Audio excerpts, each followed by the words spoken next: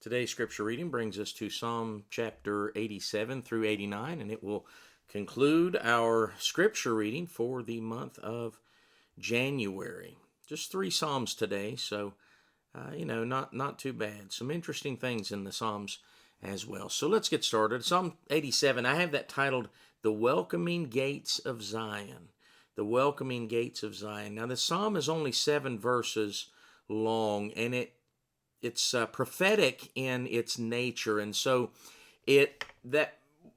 when you read it, it doesn't seem to make a whole lot of sense. But then when you consider it prophetically speaking, it's talking about the gates of Zion. It's talking about New Jerusalem when essentially the culmination of all things.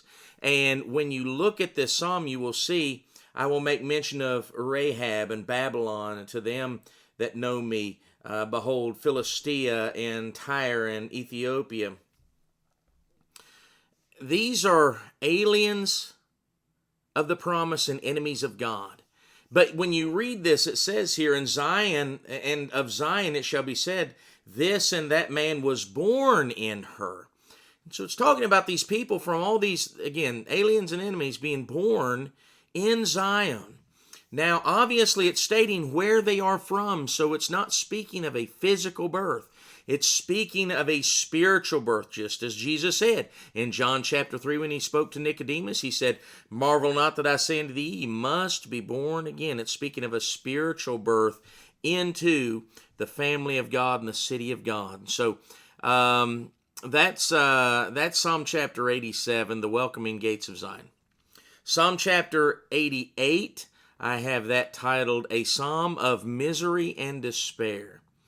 This psalm, 18 verses long, is a psalm that's just depressing. I mean, that's really all it is. And, you get that a lot when you're reading the Psalms. There's many Psalms that begin just, and are very sorrowful and full of despair. But what sets this one apart from the majority of those other ones is there is no hope mentioned at the end of this. I mean, it starts out, full of despair, and it ends that way. David wrote a lot where he's talking about, oh, why is my soul cast down? Hope thou in God. But then by the time he got done writing, then he is speaking from a place of hope in the God that fulfills promises. This psalm is not like that, but I want you to understand that no matter how low you go, no matter how bad it gets, for children of God, there's always hope. There's always hope. And so don't ever get to that point of despair, much as like what this psalmist is here in Psalm 88. Lastly, Psalm 89, I have this titled Praise and Lamentation concerning the Davidic covenant. And I think that's how I titled it. Praise and Lamentation of the Davidic covenant is how I have it written down, but one of those two things. Because what you see here is, you see the whole first 2/3 of this psalm is praising God and singing praises unto God. And it mentions his covenant, and it's talking about the Davidic covenant, where God told David that he would have a kingdom perpetually, forever.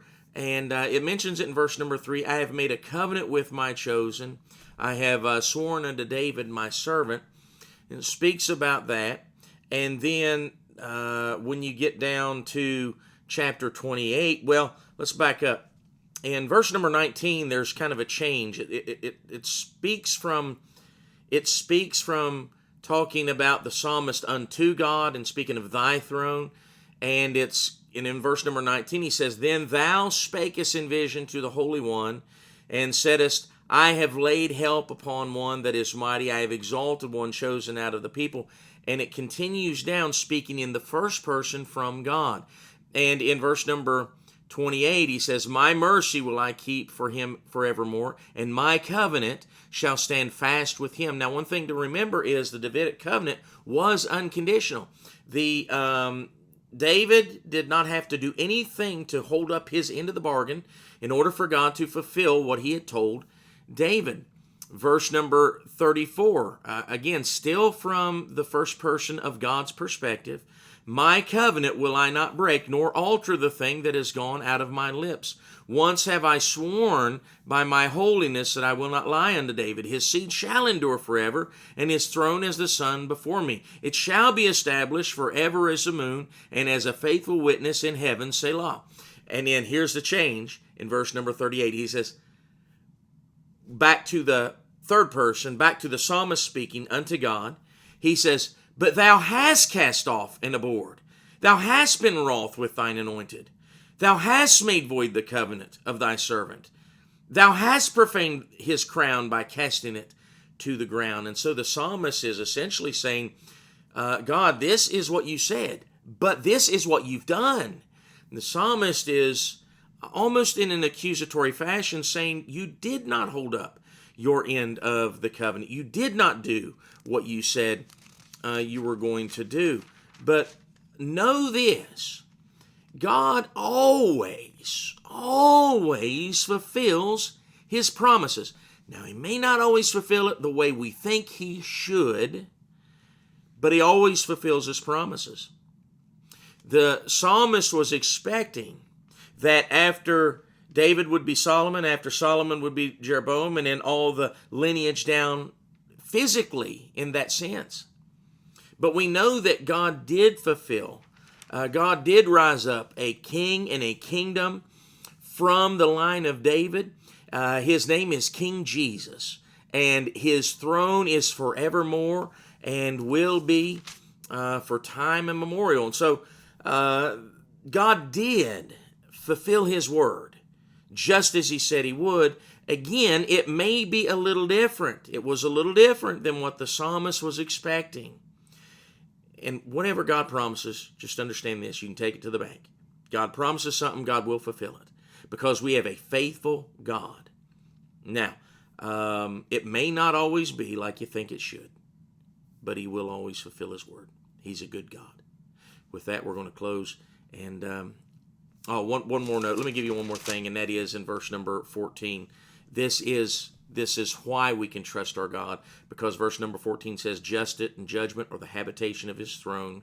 Mercy and truth shall go before thy face.